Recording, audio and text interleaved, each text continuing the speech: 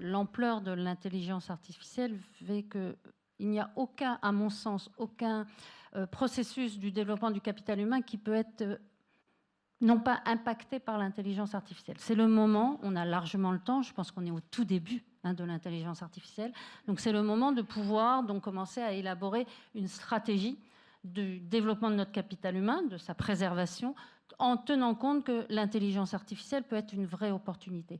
À Orange, on estime que grosso modo 20 000 personnes seront amenées donc à exercer des nouveaux métiers dus à l'impact de l'intelligence artificielle et grosso modo 60 à 70 000 vont être touchés dans les compétences mêmes, c'est-à-dire ce qu'on appelle le métier augmenté. On l'avait déjà dit quand on a eu l'avènement du web, il y a des métiers augmentés avec l'impact du web. Maintenant, c'est l'intelligence artificielle et donc tout ceci à peu près aux environs de 2025. La valeur est dans la data, encore faut-il aller la rechercher, la collecter, l'exploiter, la contrôler et ensuite l'analyser. Donc là, on voit bien qu'on est sur un métier augmenté.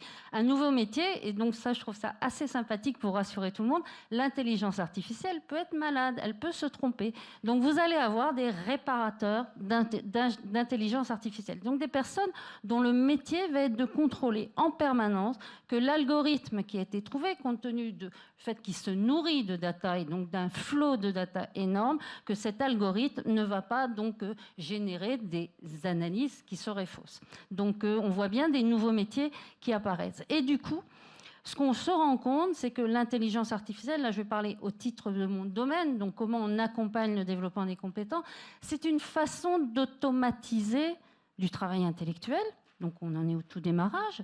Du coup, quand on dit une compétence, vous savez, il y a beaucoup de définitions d'une compétence, mais la plus simple, la plus pragmatique, c'est du savoir, c'est du savoir-faire, c'est du savoir-être. On peut se dire que le savoir, ça y est, c'est fini à terme. Ça y est, chacun, on l'aura dans la main, pour reprendre la petite Lucette. Donc, on ne va pas passer un temps fou forcément à développer donc, du savoir auprès de nos salariés. On va pouvoir enfin se consacrer sur du savoir-être et sur du savoir-faire tant que les robots n'auront pas encore eu le temps d'apprendre. Donc ça, c'est remarquable parce qu'on sait que les métiers vont évoluer à une vitesse très très rapide.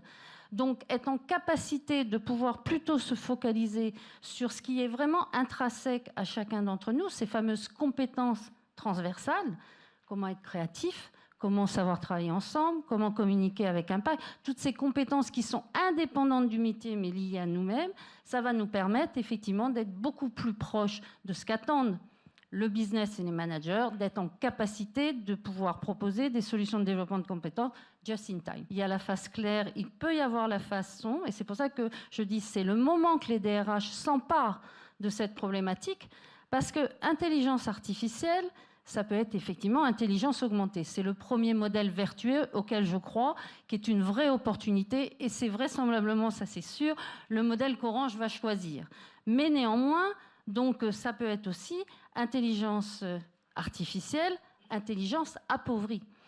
L'algorithme qui va conduire ce robot, est-ce que c'est un algorithme qui va viser à favoriser un travail enrichi au niveau de l'organisation du travail ou au contraire à appauvrir le travail? Ça, c'est une problématique, je pense, que chaque entreprise aura à traiter.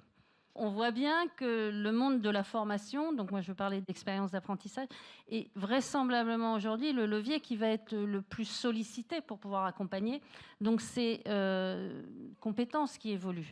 On est quand même vraiment là au tout démarrage. On peut faire de l'intelligence artificielle un levier parce que ça va me permettre de mettre vraiment l'apprenant au centre d'une démarche et de le rendre autonome. Quand on voit à quelle vitesse donc ces compétences vont évoluer, il est clair qu'on ne peut plus rester dans une logique où c'est le DRH qui décide de telle formation ou de telle autre. Il faut laisser la main à l'apprenant pour que lui-même en permanence se développe. Donc c'est la fameuse recommandation d'une formation. La deuxième chose, c'est ce qu'on appelle effectivement l'intelligence artificielle qui me permettra de comprendre le comportement de l'apprenant. Et le troisième point, donc ça pour moi c'est important, l'intelligence artificielle permet de recréer des espaces de travail virtuels. Donc je parle notamment de la réalité virtuelle. Pour nous, c'est un vrai enjeu d'innovation pour voir le terme. Et je terminerai juste, l'intelligence artificielle va repenser complètement le modèle de formation. On ne peut plus raisonner sur des KPI, donc à juste titre, hein, la formation c'est un investissement. Orange en investit énormément. De nombre d'heures, ça n'a pas de sens. L'intelligence artificielle va permettre que chacun d'entre nous, tous les jours, on devrait avoir une action de développement de compétences. Sauf qu'elle va durer 5-10 minutes. Donc là aussi, il y a des vrais débats à avoir avec nos instances représentatives du personnel, des vrais débats à avoir quel type d'indicateur on va choisir pour que la formation tout au long de la vie, on est en pleine réforme aussi de la formation professionnelle en ce moment en France, eh bien, prenne une autre tournure que celle qu'on connaît aujourd'hui. Donc une vraie transformation à venir.